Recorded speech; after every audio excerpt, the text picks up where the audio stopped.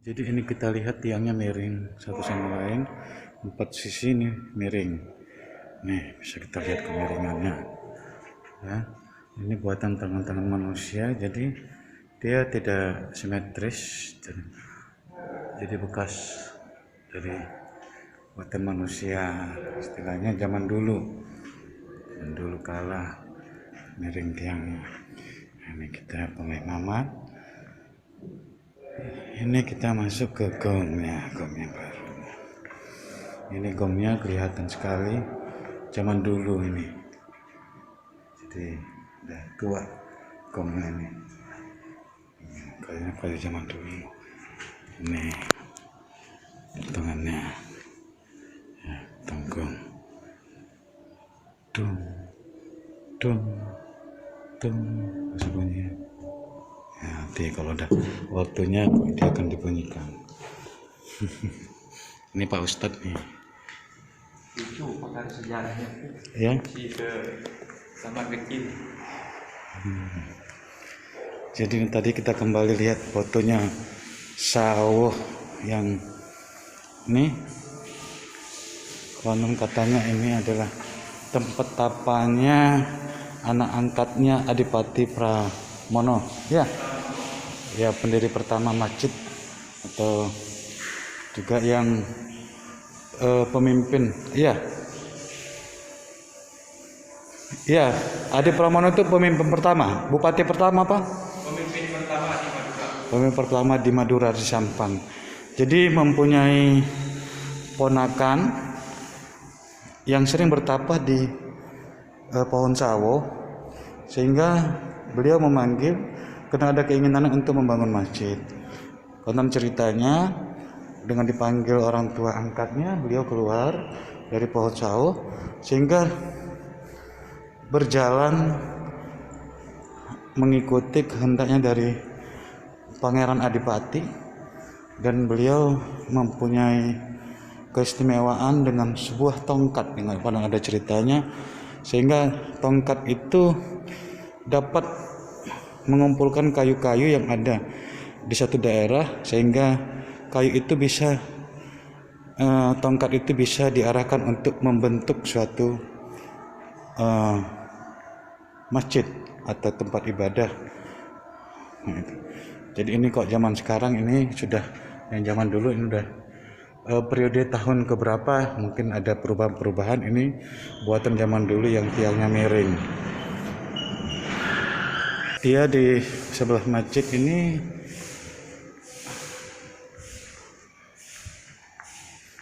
ada makamnya Adipati Pramono. Ya, ini kita di sebelah utaranya masjid ini ya. Iya. Utara masjid. Nah, ini sebelah sini.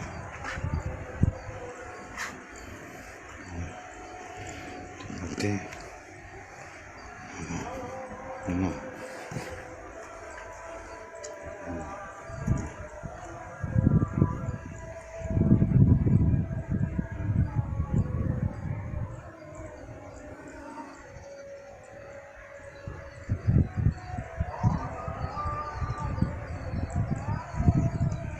makan lama secara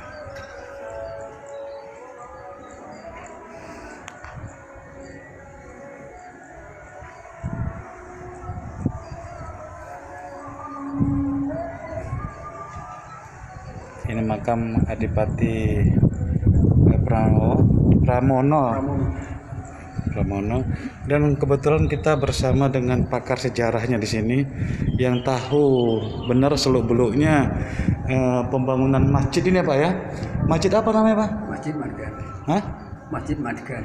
Masjid Madegan, Masjid Jami ya? Iya. Masjid Jami Madegan, yang konon ceritanya dulu itu yang pendirinya adalah Raden Pati Adi Pramono ya. Iya, Adipati Pramono. Adipati Pramono.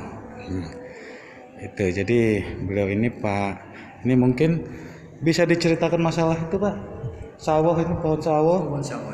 Ini kita coba nanya-nanya kepada Pak. Kita bertemu dengan pakar sejarah di sini Pak Mufti. Kita coba tanya-tanya masalah yang konon ceritanya ini tempat pertapaannya, ya anak angkatnya Iya. Adipati Pramono. Nih, tadi kita lihat makamnya. Bagaimana ceritanya Bah ini Pak? Ini pohon sawo besar sekali dulu Iya. nih bekas bonggolnya ya. Ini kan pohon sawo ini. Iya, besar ya. Ini bisa. Terus tapanya di mana? Dulu di sini ini ada lubang. Hah? Ada lubang. Di sebelah sini ini ada lubang. Di bawah itu? Iya, dia ada. Ini kan sudah ditinggikan lagi. Ini ada lubang seperti ini. Oh, iya. Jadi memang orang yang bertapa ini memang betul anak angkat dari Adipati Pramono. Anak angkat itu putra dari bapaknya dari Raja Banyuwangi, sedangkan ibu itu dari Raja Sunda. Sehingga pada waktu abad ke-15 kepemimpinan Adipati Pramono di Sampang, karena raja awal dimatikan ini Adipati Pramono, sehingga kemungkinan dengan bosannya masuk Islam di Magetan, memang dulunya di sini sudah ada surau. Karena suraunya mungkin sudah nggak muat lagi, sehingga beliau punya gagasan untuk mendirikan masjid. Nah, sehingga untuk diserai atau tanggung jawab untuk pembangunan masjid, barulah ingat bahwa punya anak angkat yang ada di sawah ini.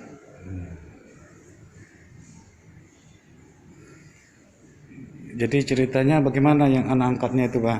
Nah, setelah diberi tugas anak angkat ini, barulah melaksanakan tugasnya bagaimana mestinya untuk mengumpulkan bahan-bahan.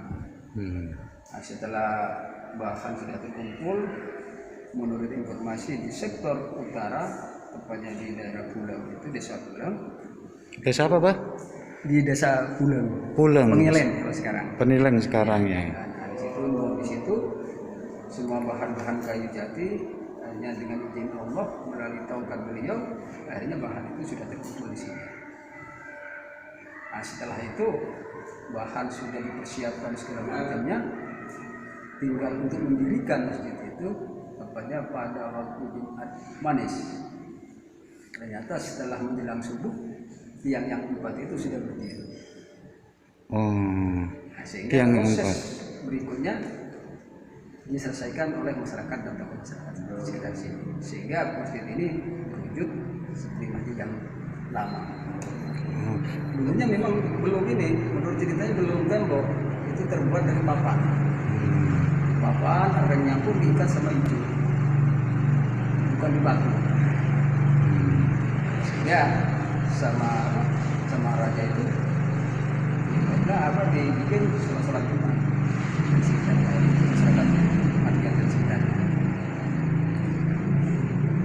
Oh, jadi tiang itu cuma 4 berdirinya saat pertama.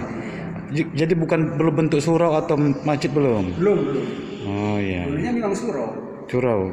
Oh, dulu sudah ada surau di sini berarti. Dia sudah ada surau. Karena keraton dulu sudah ada surau. Karena mungkin beliau ini sudah melihat perkembangan Islam sangat padat, sehingga beliau punya gagasan untuk mendirikan masjid. Oh iya. Nah, bahkan masjid ini pun juga bisa digunakan untuk prosesi sumpah pocong. Karena kemungkinan dulu untuk menyelesaikan suatu permasalahan di masyarakat. Tunggu Pak. Wah, ini tertarik sekali nih, ada sumpah pocong ini. Iya. Ya, nggak bisa kan? Sumpah pocong ini terkenal di masjid apa namanya Pak? Masjid Jami Magetan. Masjid Jami Magetan. Jadi di sini itu sering dijadikan sebagai sumpah pocong untuk bagi orang-orang yang mempunyai permasalahan perselisihan dan tidak mengakui suatu permasalahan tersebut, sehingga diadakan suatu sumpah yang di sini dikenal dengan sumpah pocong. Di mana lokasinya itu Bang? Dengan proses tunggu nanti ya, dengan proses pertama ke sana di tempat ini. Kita melihat proses tempatnya yang sumpah pocong ya. Yang takut sama pocong siapa? Yuk angkat tangan. Nih, kebetulan ada yang mau sholat Jumat, kita ganggu sebentar. Oh, jadi nanti posisinya di sini. Oh iya. Di antara tiang ini ya. Oh iya, ya. Sehingga orang yang disumpah itu dibungkus sama kain kafan. Nah, biar nggak ganggu orang sholat, kita pindah ke sana dulu ya. Ini ada persiapan sholat Jumatan.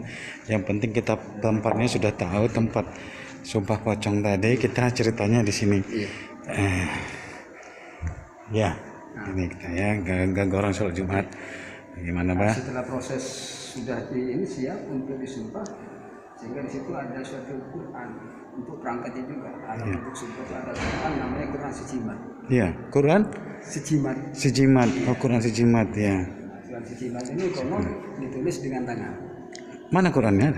Di atas ini. Oh, masih ada. Jadi ada di atas keimaman itu. Oh, di atas perimaman sana ya. Nanti kapan waktu kita akan lihat, karena sekarang ada persiapan Jumatan ya. Nanti kalau ada takmirnya mungkin bisa. Iya. Karena takmirnya yang Oh, jadi itu nama masjid itu dibuat tulis tangan. iya. Zaman Adipati juga. Mungkin sebelumnya atau gimana? Oh, sebelumnya ya. Dengan tulisan tangan, sehingga itulah untuk alat prosesi sumpah. Nah, setelah diakad sumpahnya, setelah selesai di sana barulah mengelilingi ini pohon sawo. Mengelilingi pohon Sawo sebanyak sawahnya 3 kali. dikelilingi berapa? Ya, 3 kali. 3 kali keliling. Ya. 3 kali keliling ya.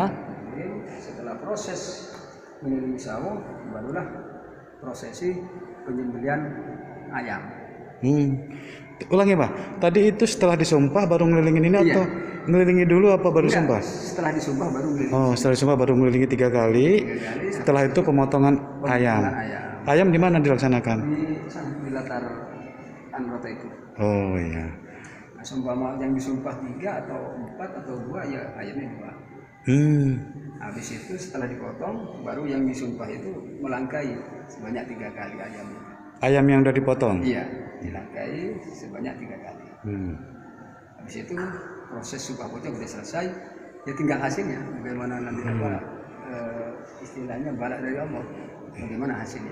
Menurut sejarah bagaimana hasil yang telah terjadi, Pak? Kalau hasil terjadi, saya juga pernah menjabat RT di sini. Kedatangan dari orang Sumeneb itu tuduhan ilmu santet.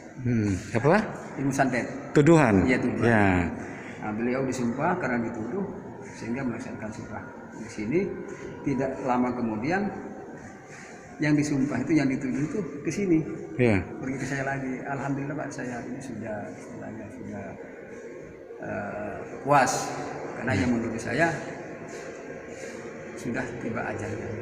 Oh, jadi yang menuduh ternyata yang disumpah itu tidak terjadi apa-apa, yang menuduh malah yang terjadi. Karena dia tidak salah. Karena dia tidak salah, jadi fitnah. Iya, fitnah. Fitnah. Jadi yang memfitnah itu yang menjadi korbannya gitu. Oh iya. Itu kejadiannya. Jadi banyak juga kejadian. Itu tahun berapa kira-kira? Masih ingat, Pak? Mungkin kalau kejadiannya saya di RT itu kurang lebih tahun 2008. Iya, saya juga masih pernah dengar ceritanya itu memang. Iya. Itu dari daerah mana itu? Dari Sumeneb. Dari Sumeneb. Saya dengar ceritanya itu, masuk media juga itu. Ada juga ipar saya di daerah Banyuates. Iya. Itu pun ada, kalau orang Banyuates itu kalau berlayar ke Kalimantan. Iya. Suatu ketika di perjalanan dari Pulau Madura ke Kalimantan itu Sujiragan yang punya kapal itu kehilangan uang.